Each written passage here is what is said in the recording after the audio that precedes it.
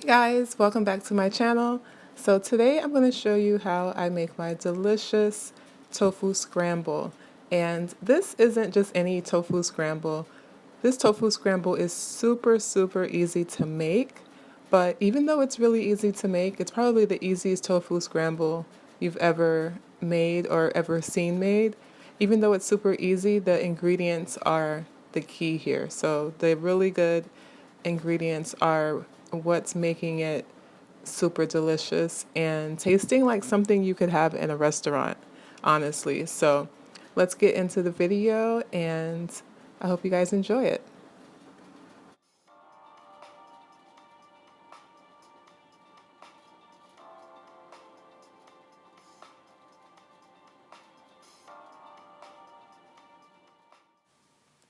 So to start off my day, I'm having a little bit of coffee. The way that I make my coffee is 1 part water, 1 part plant milk, an instant espresso coffee, a little bit of nutritious dark maple syrup. And I just wanted to show you guys that when I mix it with a spoon, it doesn't get nice and frothy, but check this out. I am loving this little guy. I just stick it in and turn it on and it gives me a really nice froth. So this is good, especially if you're not using too much sweetener and you want that really creaminess to come out. Using something like this is going to give you that rich flavor even more. Look at that super frothy top that I'm getting on there. So nice.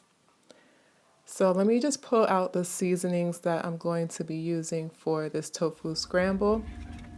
And like I said before, the ingredients is really what makes it good. And it's funny because the ingredients I'm using are very simple and easy to use too. You're not going to be doing a lot of chopping. So I'm using organic, extra firm tofu, and I'm using broccoli florets, and I'm also using the 3 pepper blend. That's the yellow, the green, and the red bell pepper already sliced up. So those are things that you can find in the frozen section at Whole Foods, and of course the tofu you'll find in the produce section. But one thing about broccoli is if you're going to get frozen broccoli, do not get the one that is just the cuts. Make sure you're getting the florets because you're going to get a higher quality of broccoli and you're going to get a floret on each piece, not just the chopped up pieces. So that part is key. So as you can see here, I just took out the tofu, I drained it. I didn't press it because it's extra firm. A trick I like to do is put it in the freezer and then defrost it, and that makes the liquid drain out even more so that you get a real good texture in your tofu. So it's just crumbled there. And you can see on my plate how I had about half of the plate was the tofu, and then the other half is all the veggies. So that's going to give you a nice combination of your protein and your veggie together. What I like to do is put a little bit of oil in the pan. You can use a spray or you can not use any oil if you don't want to, or you can use about a teaspoon. I like to use about a teaspoon of the olive oil when I am using oil. And I'm going to add the tofu in first because I want that to get seasoned up really well. Give it a chance to cook a little bit before I add the veggies. And as you know, veggies really don't take that long to cook, so I didn't want to put everything in there at one time because then the veggies would start to get too soft by the time the tofu was at the cooked texture and heated through and all of that I wanted it to be. So adding the tofu first, then the seasoning, cooking that for a little bit, then adding the veggies, seasoning again, and mixing up, and then just checking on it every couple minutes. Just hanging out in the kitchen, as it's cooking. It's not something that you want to really walk away from because it doesn't take long at all. And one thing about seasoning I learned from watching different chefs that are professional chefs is they say you should season every step of the way. So season in the beginning, season about halfway through, and then season a little bit at the end. So you want to divide up your seasoning and just, most people eye it, but if you need measurements, you're going to use about a teaspoon of everything and then the salt to taste. Here's my secret to making a really good spicy sauce at home. I use apple I use apple cider vinegar, organic, and I use a little bit of lemon juice and then the cayenne pepper. You just want to whisk that up a little bit, get it nice and blended, and it's a really good way to make like a hot sauce, especially if you're someone that needs to make sure you know what is going into your ingredients. If you have a special diet, like gluten-free or something of that nature, or you're sensitive to different additives that are put into sauces that are on the shelves, this is a good way to make your own spicy hot sauce.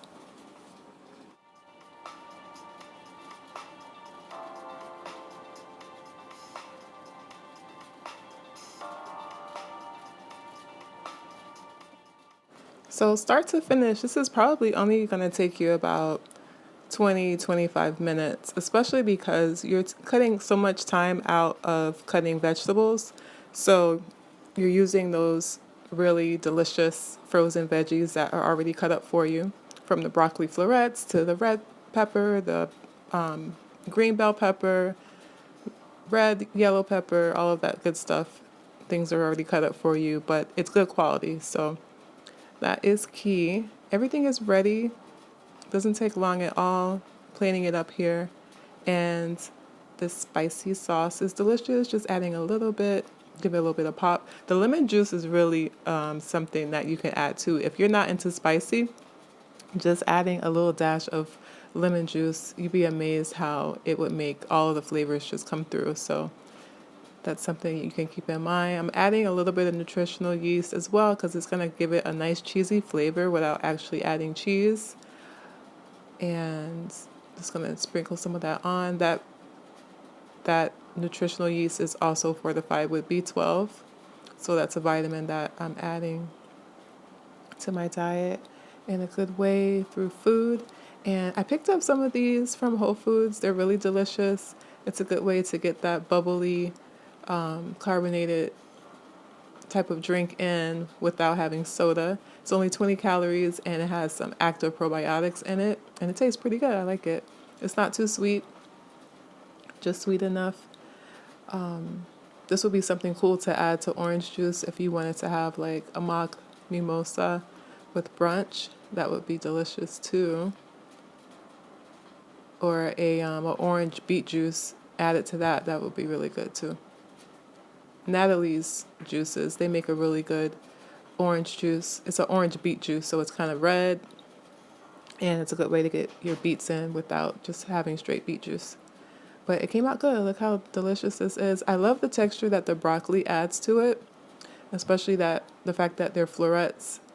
It gives it kind of a restaurant feel to it, especially with that homemade sauce.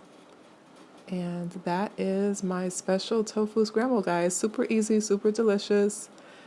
Just because it's easy doesn't mean you have to skip on quality and flavor. So let me know in the comments below how you guys like this video, and I'll see you in the next one. Bye.